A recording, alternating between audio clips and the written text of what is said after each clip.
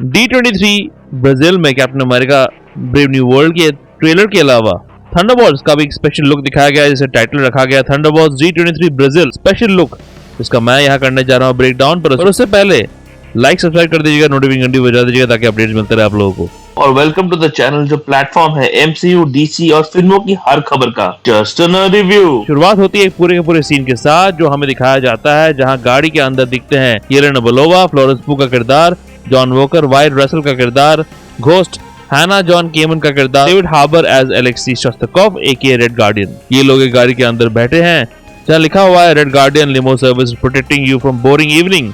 Basically ये नाम के लिए लिमो है, रेड गार्डियन के सुपर हीरो के जमाने का गाड़ी होगा, अब खटारा बन गई है।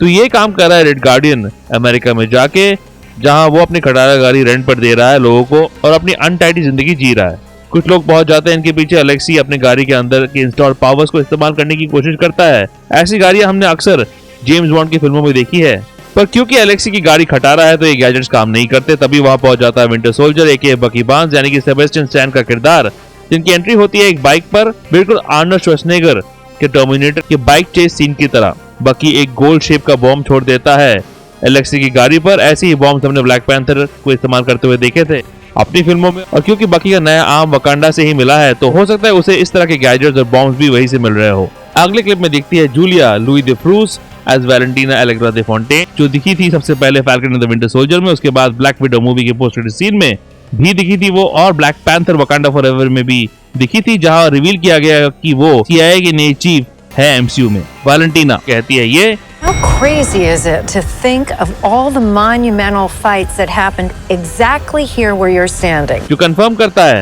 कि ये सीन हो रहा है एवेंजर्स टावर में ही, जो इससे पहले था स्टार्क टावर। जी हाँ, एवेंजर टावर की नई मालिक है वैलेंटीना एलेग्रा दे फोंटेन, जिसे ये बिल्डिंग काफी महंगा पड़ा है, उसने खुद ही कहा है इस सीन में, क्योंकि आइकॉनिक चीजें इस बिल्डिंग में हुई है। यहाँ पर द एवेंजर्स के क्लाइमैक्स के पहले लोकी और स्टार्क मिले थे और वो फाइनल फाइट सीन भी इसी जगह के इर्द गिर्द हुई थी। Of course age of Ultron में अल्ट्रॉन के साथ पहला फाइट भी यही हुआ था। मुझे लगता है एवेंजर्स टावर को वैलेंटीना बना देगी सेंट्री का वॉच टावर यानी सेंट्री का अड्डा, जिससे वो दुनिया पर नजर रख पाएगा। येलेना फिर देखते हैं टॉम क्रूज की तरह ऊंची बिल्डिंग से जंप करते हुए, जैसे क्रूज अक्सर करता है मिशन इम्पॉसिबल की फिल्मों में। आयरन मैन 2 में ब्लैक विडो यानी नताशा के पहले फाइट सीन से इंस्पायर्ड होकर येलेना भी करते हैं यहाँ पर similar hallway fight. Valentina Alexei से कहती है ये जो इंटरेस्टिंग थ्रोबैक है शायद हार्बर की क्रिसमस मूवी वायलेंट नाइट पर, जहां हार्बर बने थे angry violent Santa Claus. Alexei जवाब में बोलता है ये द रेड गार्डियन, जिस पर वैलेंटीना रिस्पॉन्ड करती है ऐसे।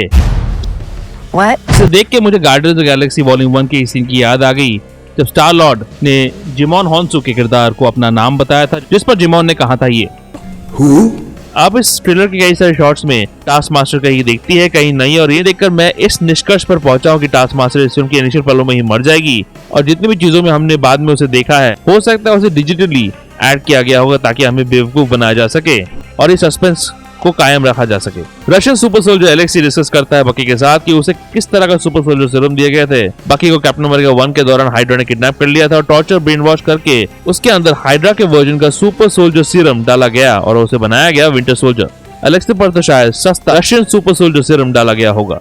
एक बैंटर वाले सीन में यूएस एजेंट जॉन वॉकर अपने आप को ऑफिशियल कैप्टन अमेरिका बुलाता है, जो falcon and the winter soldier पर नॉट है, जहां यूएस गवर्नमेंट ने उसे ऑफिशियली कैप्टन अमेरिका नियुक्त किया था, पर कुछ ही टाइम के लिए था वो कैप्टन अमेरिका, जिस पर येलेना मजाक भी उड़ाती है। Yeah, for like 2 seconds. एक और क्लिप में एक हेलीकॉप्टर बिना कंट्रोल के नीचे गिर रहा है, जिसे देखकर एवेंजर्स इन्फिनिटी वॉर के पोस्ट क्रेडिट सीन की याद आ जाती है, जहां थैनोस की चुटकी के बाद लोग गायब हो रहे थे, और मुझे लगता है यहाँ डिजिटली किसी को निकाल दिया गया है। मुझे लगता है इस सीन में सेंट्री ये सब कुछ कर रहा है, जिसे हटा दिया गया है। एज मार्वल नहीं चाहती कि हम सेंट्री को देखें और समझ जाए कि ये लोग सेंट्री के खिलाफ ही भिड़ेंगे, पर सेंट्री के अगेंस्ट ये लोग कैसे भिड़ेंगे। फाइनल सीन में ये लोग अपने आप को थंडरबॉल्ट्स बुलाते हैं, सिर्फ एलेक्सी ही बुला रहा है, बाकी लोगों को ये नाम पसंद नहीं आ रहा है। मुझे लगता है ये नाम एलेक्सी को किसी यूएस बेस्ड स्पोर्ट्स टीम जैसे विंडी सिटी थंडरबॉल्ट्स बेसबॉल टीम से मिला होगा, क्योंकि वो यूएस से काफी ज्यादा प्रेरित है, इस ट्रेलर के पहले पोर्शन से क्लियर है। फाइनली मुझे लगता है इस फिल्म का टाइटल कुछ और ही होगा, जो हो सकता है द डार्क एवेंजर्स। इसलिए इनके कई इमेजेस इंटेंशनली द एवेंजर्स के असेंबल्ड टीम सीन के इमेजेस की तरह रखे गए हैं। As at the end of the day film खत्म होने के बाद थंडरबॉल्ट्स एस्टेरिक्स बन जाएगी डार्क एवेंजर्स, तो क्योंकि मार्वल नहीं चाहती एवेंजर्स का नाम किसी फ्लॉप फिल्म के साथ जुड़े, इसीलिए केविन अंकल इस फिल्म के रिस्पांस के लिए वेट करेंगे शायद, और फिल्म के रिलीज के साथ ही नया टाइटल रिवील होगा। ये सिर्फ एक छोटा मोटा स्पेशल प्रेजेंटेशन ही है जो अच्छा था। थंडरबॉल्ट रिलीज हो रही है मई 2, 2025 को, तो देखेंगे पक्का। लाइक सब्सक्राइब कर देना। कमेंट सेक्शन में बताओ कैसा लगा ये ट्रेलर या फिर special look. Captain America brave new world में ग्रीन हल्क दिखेगा क्या, इस ब्रेकडाउन वीडियो में देखिए। और ऐसे MCU रिलेटेड वीडियोस के लिए देखते रहिए just nerdy view. Nerdy view के अपडेट्स के लिए और छोटे बड़े स्निपेट्स के लिए फॉलो कीजिए ऑन ट्विटर @ProNerdyView2001 में, और ProNeedDiaryBlogspot.com में भी आपको अपडेट्स मिल जाएंगे।